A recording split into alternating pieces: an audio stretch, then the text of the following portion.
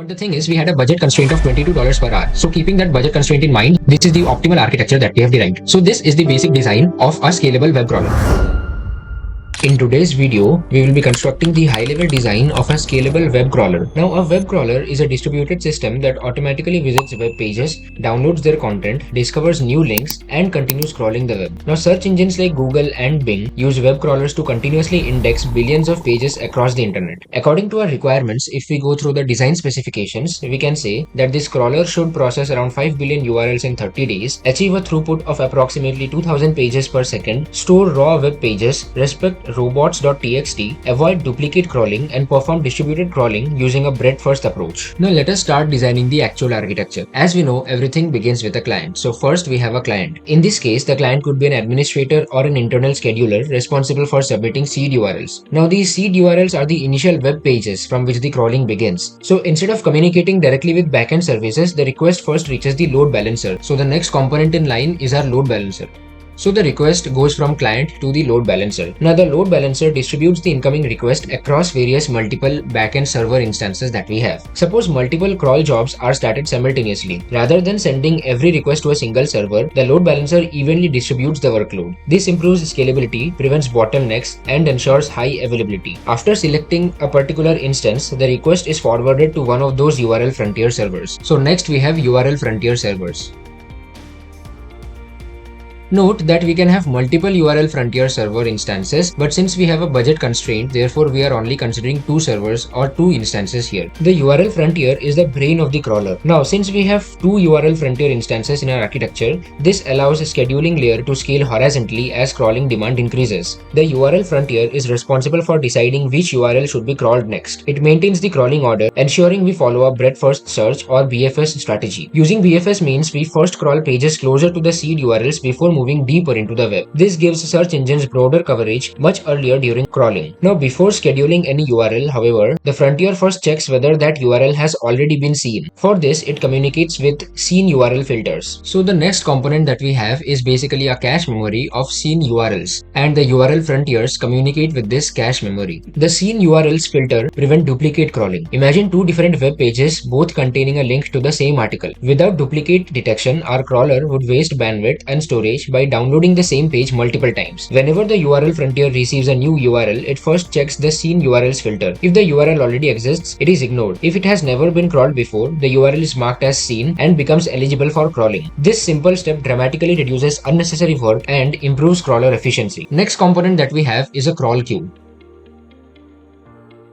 Once a URL passes the duplicate check, it is placed inside this crawl queue that we have. The crawl queue acts as a buffer between scheduling and downloading. Instead of immediately assigning the work to workers, URLs are stored inside this queue. Using a queue provides several advantages. First of all, it decouples scheduling from downloading, it absorbs traffic spikes, and it allows multiple workers to process URLs independently and in parallel. Even if millions of URLs are discovered within a short period of time, the queue simply grows while the workers continue to process them at their own speed. So the next component that we have are the fetch workers.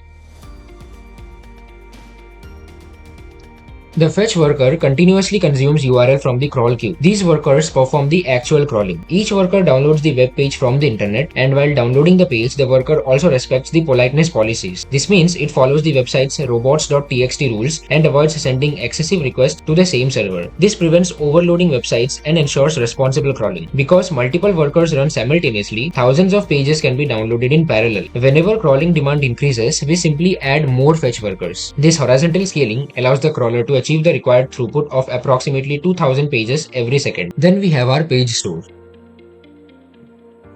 After downloading a page, the worker stores the raw HTML inside the page store. The page store acts as a durable storage for downloaded content. Keeping the original page allows later indexing, reprocessing, debugging, or building search indexes without downloading the same page again. According to our capacity estimates, billions of pages require hundreds of terabytes of storage, making durable storage an essential component of this architecture. We also have a NoSQL database.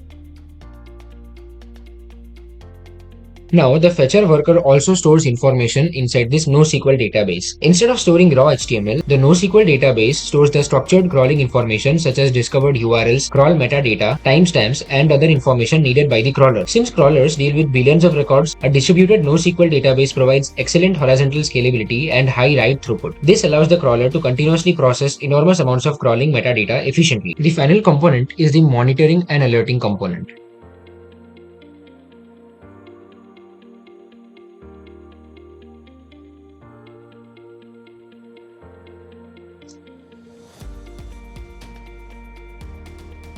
All the important components in our architecture like the URL frontiers, fetcher workers, etc. send operational matrices to the monitoring system. Monitoring continuously tracks important matrices such as the crawl throughput, queue length, worker failures, etc. If queue sizes suddenly increase, workers begin failing, or crawling throughput decreases, alerts are generated so engineers can investigate before major problems occur. Monitoring is especially important in distributed systems because failures can happen across many machines simultaneously. So this is the entire architecture, and let us now quickly summarize the entire architecture. The client submits the seed URLs to the system. The request first reaches the load balancer, and the load balancer distributes the request across multiple URL frontier instances that we have. Now the URL frontiers determine which URLs should be crawled next. But before scheduling a URL, it first checks it in the seen URLs filter to ensure that the URL has not been crawled already. Only unique URLs are placed into the crawl queue that we have. The fetcher workers continuously consumes the URL from the queue that we have. Each worker downloads the web page while respecting robots.txt and other politeness constraints. After downloading the page, the worker stores the raw HTML inside the page store. It also stores crawling metadata and discovered information inside the NoSQL database. Meanwhile, both the URL frontiers and the fetcher workers that we have are continuously sending health performance matrices to the monitoring system. One more thing that we can do in this architecture is that connect our fetch worker to the crawl queue that we have. In this manner, we will achieve recursive crawling. We can now run our architecture,